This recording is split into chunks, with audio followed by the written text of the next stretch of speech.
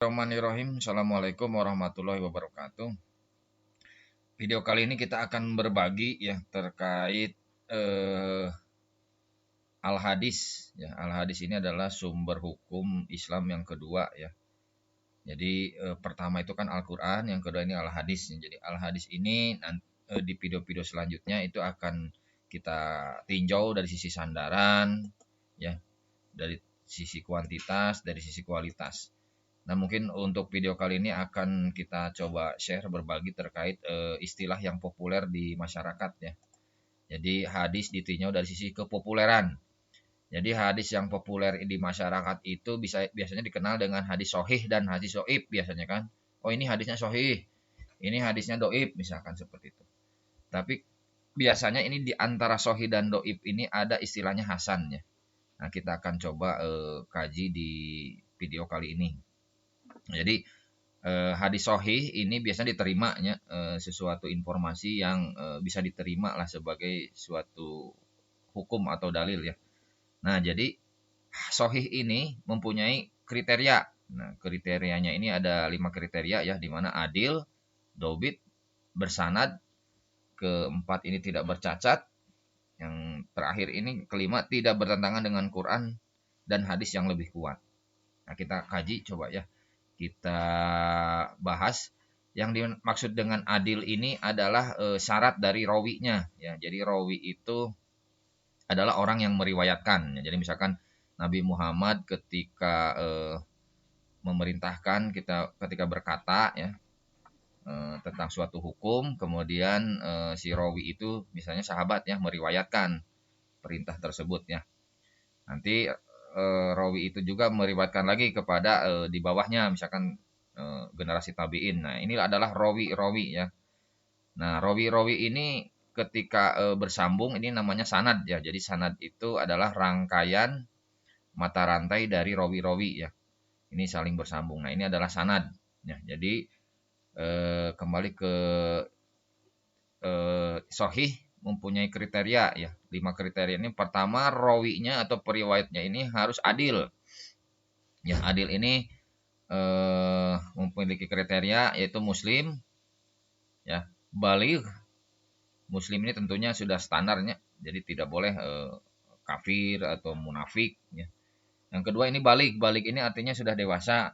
Jadi tidak bisa perawi itu adalah anak kecil ya, yang belum baligh ya, belum bisa membedakan mana yang baik dan benar. Yang ketiga tentunya taat ya, taat beribadah ya. Jadi dari sisi kesehariannya dia itu taat beribadah. Yang keempat ini jujur tentunya ya, tidak berbohong, tidak memanipulasi. Jadi ini syarat dari rawi atau periwayatnya, jadi harus adil. Yang kedua sisi dobit ya, dobit ini adalah kuat dari sisi hafalan. Jadi dia sempurna dalam menghafal sesuatu. Jadi orangnya itu terkenal sangat dobit. Dobit ini artinya hafalannya kuat ya. Kita bisa lihat di fenomena sekarang ini di Indonesia ini kan ada orang-orang yang hafid ya, yang hafal. Seperti ini, tampilan seperti ini tentunya kita bisa melihat ya dalam kesehariannya atau dalam ceramah-ceramahnya ketika menyampaikan. Jadi misalkan ini Ustadz Adi Hidayat, Ustadz Ali Jaber, Yusuf Mansur, dan Panji Gumilang. Nah, mana di antara ini yang dobit ya, yang kuat hafalannya atau sempurna hafalannya. Misalkan ya, jika mereka ini menjadi periwayat. Ya. Nah, itu syaratnya itu dobit harus kuat hafalan. Yang ketiga tentunya adalah kriteria hadis sahih ini adalah bersanad. Ya, bersanad ini rangkaian rawinya itu harus mata rantai. Jadi tidak boleh lepas atau tidak tersambung. Jadi harus tersambung ya. Tidak boleh putus ini mata rantai rawinya. Jadi hadis sahih ini mensyaratkan informasinya itu harus bersanad atau periwayatan itu harus bersanad. Yang keempat kriterianya tidak bercacat. Yang tidak bercacat ini artinya di dalam sisi isi dari hadis atau dari sisi sanadnya atau dari sisi rawinya tidak ada cacat, tidak ada ilatnya, tidak ada penyakit. Nah, nanti bisa kita lihat biasanya dari sisi kualitas nanti kelihatan ini. Yang merah-merah ini biasanya banyak cacatnya ya. Baik cacat misalkan contoh dari sisi saat ya. Jadi rawi yang terpercaya yang bertentangan dengan perawi yang lebih terpercaya. Artinya gini, ketika ada informasi suatu hadis ya, dikatakan sa'aj itu atau penyakit itu ketika ada hadis yang lain yang dari sisi rawinya lebih dipercaya ya, dan bertentangan, ini kedua hadis ini bertentangan, di mana hadis yang satu kualitas rawinya dipercaya tapi ada bertentangan dengan hadis yang satu lagi ya, tapi perawinya lebih sangat dipercaya. Nah, ini ketika bertentangan artinya ini ilat ya, tidak jadi cacat menurut ilmu sebuah hadisnya. Nah, jadi sahih ini tidak boleh informasi itu bercacat ya. Yang kelima, kriterianya tidak bertentangan dengan Quran dan hadis yang lebih kuat. Nah, itulah yang dimaksud dengan sahih ya. Jadi sahih ini artinya harus mutlak memiliki 5 kriteria ini ya. Jadi mutlak. Nah, untuk yang kriteria satu dan kedua, nah ini saya coba kumpulkan ya.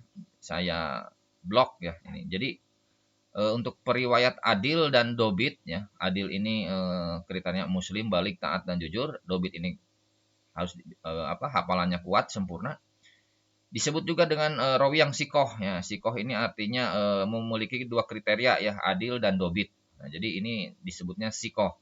Sikoh ini adalah mempunyai kriteria adil dan dobit.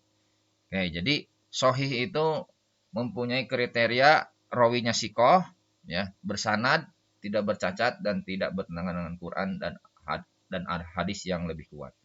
Nah, ini yang dimaksud dengan hadis ya. Hadis sahih. Nah, bagaimana dengan hadis hasan? Nah, kalau hadis hasan ini turun derajatnya sedikit ya. Di mana turunnya? Posisinya di dobitnya ini. Jadi kalau sahih ini dobitnya ini kuat hafalannya sempurna ya. Si orangnya itu periwayat itu harus sempurna hafalannya. Yang hasan ini kurang sempurna hafalannya. Jadi kalau yang lain kriterianya mutlak tetap harus ya. Jadi ini warnanya sama nih. Artinya ini tetap menjadi syarat ya, adil, bersanad, tidak bercacat, tidak bertentangan dengan Quran dan hadis yang lebih kuat. Nah, ini syarat yang harus dimiliki oleh hadis hasan ya. Cuman hadis hasan ini di posisi yang dobitnya ini, si rawinya ini boleh ya, artinya tidak sempurna seperti hadis sahih. Kalau hadis sahih kan dobitnya ini sangat sempurna dalam hafalan, kalau hasan ini kurang ya hafalannya atau kurang dobit. Nah, di sini. Jadi hampir sama. Nah, yang ketiga ini adalah hadis doib. Nah, yang seperti apa hadis doib? Nah, hadis doib ini biasanya satu kriteria dari 5 yang ini ya, di antara 5 kriteria ini ada yang tidak dipenuhi ya. Jadi ini dimaksud dengan doib. Doib ini artinya lemah ya. Jadi bisa saja misalkan dia adil, tapi si hafalannya tidak ya, si rawinya ini tidak dikenal dengan hafalannya. Nah, makanya ini artinya kriteria yang kedua gugur ya. Atau bisa saja adil, terus dia juga kurang dobit, misalkan seperti Hasan, tapi dia tidak bersanad. Nah, ini juga lemah, artinya sanadnya yang tadi ini tidak, mata rantainya tidak tersambung. Nah, ini bisa juga jatuh kepada kategori hadis yang doib ya, hadis yang lemah. Atau bisa saja misalkan semuanya sudah ada ya, cuma kriteria keempat misalkan dia bercacat ya. Nah, ini tidak masuk kriteria. Jadi doib ini di antara 5 kriteria ketika ada yang gugur satu ya, ini disebut doib atau lemah. Jadi doib dan lemah ini nanti kita bahas di video selanjutnya. Ini yang merah-merah ini ya. Jadi yang merah-merah ini salah satunya menerangkan terkait hadis yang lemah ya, doib. Itu saja mungkin video kali ini. Mudah-mudahan video kali ini bisa menjadi gambaran singkat lah terkait kita ingin memahaminya, hadis itu ditinjau dari beberapa aspek. Bisa kita akan lebih kuat jika kita misalkan diskusikan lah di kolom komentar. Itu saja dari saya, cukup sekian. Assalamualaikum warahmatullahi wabarakatuh.